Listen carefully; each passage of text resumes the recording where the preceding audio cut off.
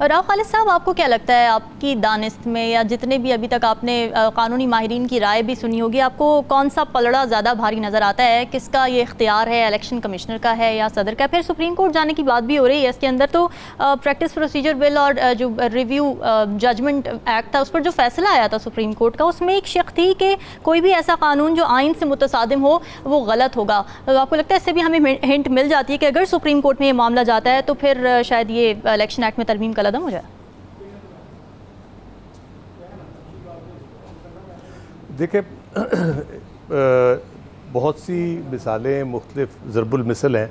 फ़ारसी के खुए बदरा बहाना बसियार, तो वो जब आपने कोई चीज़ ना करनी हो, जिस जान छुड़ानी हो या करनी हो, तो कोई भी बहाना उसके लिए बनाया जा सकता है। एक बड़ी क्लियर चीज़ है, इसमें कोई एम्बिग्विटी कहीं पे नहीं है कि आप कहें जी सुप्रीम कोर्ट जो है वो हाई कोर्ट से छोटी है या हाई कोर्ट सुप्रीम कोर्ट से बड़ी, ये पॉसिबल है? नहीं हो सकता।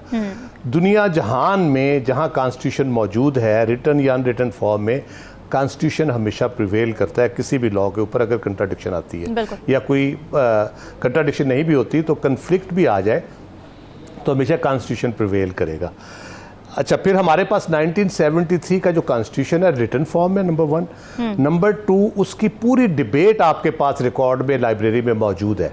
आप intention of the law makers आप देख सकते हैं कि उनकी इंटेंशन क्या थी, कौन सी उन्होंने अगर तरमीम की या कोई लॉ बनाया, कोई कॉन्स्टिट्यूशन में आर्टिकल ऐड किया तो उसकी वजह क्या थी, उसका जो पर्पस था, उसके पीछे हिकमत क्या थी, वो सारी आपके सामने आ जाएगी। इसमें 2 चीज़ें हैं, एक है जिसमें सदर अपॉइंट करता है डेट, एक है जिसमें इलेक्शन कमीशन करता है, जब ऑटोमेटिकली पूरी मुद्दत होने के बाद डिसॉल्व हो सकती है।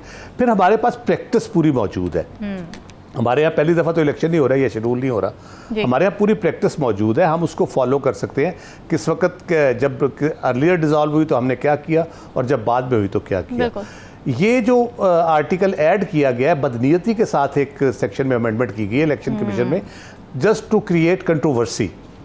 पता उनको भी है कि कॉन्स्टिट्यूशन में जब सदर का इख्तियार मौजूद है तो उसको लॉ से आप चेंज नहीं कर सकते, तो ये कंट्रोवर्सी क्रिएट करने के लिए किया गया है। उसमें भी जो कॉन्स्टिट्यूशनल एक्सपर्ट्स हैं वो बड़ा क्लियरली कहते हैं जो प्रेसिडेंट का इख्तियार है वो है अपॉइंट अ डेट। बिल्कुल।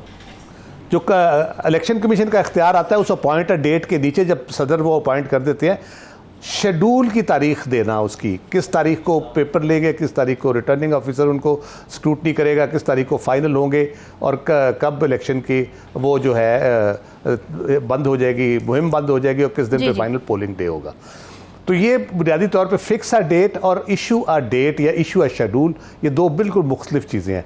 अपॉइंट अ डेट प्रेसिडेंट का इख्तियार है, उसने अपॉइंट करनी है जब उसकी डिस्क्रिप्शन पे डिसॉल्व होती है। एक बड़ा एतराज़ किया जाता है जी president can not act without the advice of the prime minister. हमारे यहाँ जो पार्लियामेंट्री फॉर्म ऑफ गवर्नमेंट है, भाई जिस दिन प्राइम मिनिस्टर ने एडवाइस दे दी, असेंबली डिसॉल्व हो गई, तो वो कौन सा प्राइम मिनिस्टर करेगा उसको एडवाइस? केयर टेकर करेगा या जो चला गया है उनमें से कौन सा प्राइम मिनिस्टर करेगा? तो ये सदर की डिस्क्रिशनरी पावर है और इसको डिस्क्रिशनरी पावर को कहीं भी चैलेंज नहीं किया जा सकता और कॉन्स्टिट्यूशन के तहत है, इसलिए ये इसमें तो कोई एम्बिग्विटी नहीं है। ये ऐसे ही बहानेबाजियां हो रही हैं। आइन के अंदर 60 और 90 दिन का तो क्लियर है ना इलेक्शन कराने का। क्या उस पर अमल किया इलेक्शन कमीशन ने? बिल्कुल सही बात। उसको माना, उसमें तो कोई अमेंडमेंट नहीं हुई ना, कोई चेंज नहीं हुआ कि 60 में नहीं 70 दिन में होंगे या 90 नहीं 200 दिन में होंगे, तो उस पर कौन सा अमल कर लिया? तो ये तो बहानेबाजियां हैं, जितनी मर्जी बहानेबाजियां कर रहे हैं। दूसरा डिसग्रेसफुल एटीट्यूड है।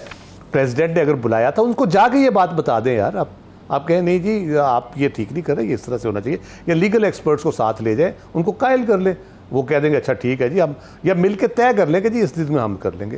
तो ये ऐसे बिला वजह एक सबसे बड़े ऑफिस की तौहीन करने की कोशिश भी की जाती है, आइन और कानून का मजाक भी उड़ाया जा रहा है। मेरा ख्याल है इलेक्शन कमीशन को, मौजूदा इलेक्शन कमिश्नर और उनकी टीम को ये भुगतना पड़ेगा आगे चल के, जब ये ड्यू कोर्स हो जाएगा, इलेक्शन हो जाएंगे, नई गवर्नमेंट आएगी, इनको ये सारी चीज़ें भुगतनी पड़ेगी सुप्रीम कोर्ट के सामने। राव खालिद साहब, से कुछ दिन पहले तक जब तक पीडीएम की हुकूमत थी तो हम यही बात कर रहे थे कि जी इस वक्त सबसे ज़्यादा विन विन पोजीशन में जो पार्टी है वो है पीपल्स पार्टी, और सबसे ज़्यादा नुकसान में इस वक्त नून लीग नज़र आ रही है, क्योंकि जिस तरह की कारकर्दगी थी, महंगाई, फिर अभी भी हम सिचुएशन देख रहे हैं, तो नून लीग पर काफ़ी बार आ रहा था। मगर अब आपको लगता है कि यही सिचुएशन है या पीपल्स पार्टी को कुछ लूज सिचुएशन नज़र आ रही है, तभी वो अर्ज कर रही हैं इस बात पर कि जी 90 दिन में इंतखाबात कराएं?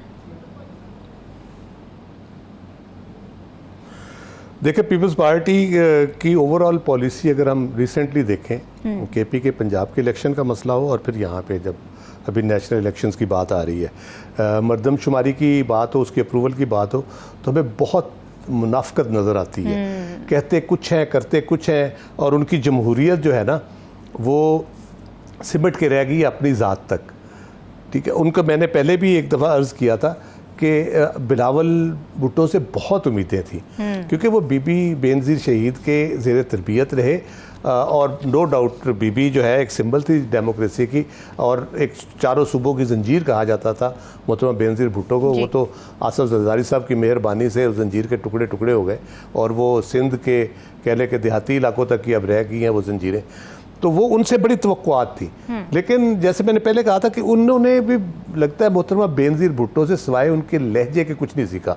उनके जो असूल थे, जो जमहूरी वैल्यूज़ थी, उस पर उनकी मौजूदगी में, उनके गवर्नमेंट में होते हुए जो हाई हैंडेडनेस हुई है लोगों के साथ, जिस तरह से लोगों के जुल्म किया गया है, जो तशद्दुद किया गया, लोगों के घरों में तोड़ फोड़ की गई है, ख़वातीन को जिस तरह से बेहुरमती की गई है, उनके कह लें कि चादर और चार दीवारी को जिस तरह किया गया है, और पंजाब में चीफ मिनिस्टर वो जिसको कहा जाता है, जरदारी साहब कहते हैं अपना बच्चा है मेरा, ठीक है, उसको कह तो सकते थे ना, चलो कि यार ख्याल करो कोई भाई, आपका बच्चा है तो थोड़ा सा जमहूरी वैल्यूज़ का ख्याल कर लो।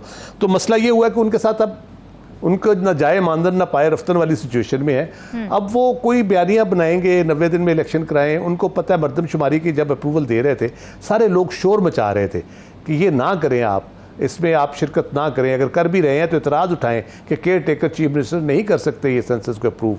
तो कुछ नहीं किया उन्होंने, वो कर दिया। अब कल की मीटिंग में पता ये चला, एतजाज़ हसन साहब ने उनको पूरी ब्रीफिंग दी है उसके ऊपर तफसीली कि इसमें कॉन्स्टिट्यूशनली पोजीशन क्या है, जो हम भी बहुत दफ़ा डिस्कस कर चुके हैं कि जो हल्का बंदियां हैं वो कॉन्स्टिट्यूशनल रिक्वायरमेंट नहीं है। जो आपके मरदमशुमारी की बुनियाद के ऊपर सीटें बढ़ सकती हैं और उनकी री एलोकेशन हो सकती है सूबों में, जो कॉन्स्टिट्यूशनल अमेंडमेंट के ज़रिए ही हो सकती है। जो हल्का बंदियाँ हैं वो लॉ के तहत आती हैं उसके। अब ये वो जो सेंसस की बुनियाद पे जो सीटों की बढ़ोतरी होनी थी या उनकी तकसीम होनी थी सूबों के दरमियान, वो तो कर नहीं रहे। हाँ, वो तो जो ओरिजिनल उसका काम है कॉन्स्टिट्यूशन के तहत, वो कर नहीं रहे।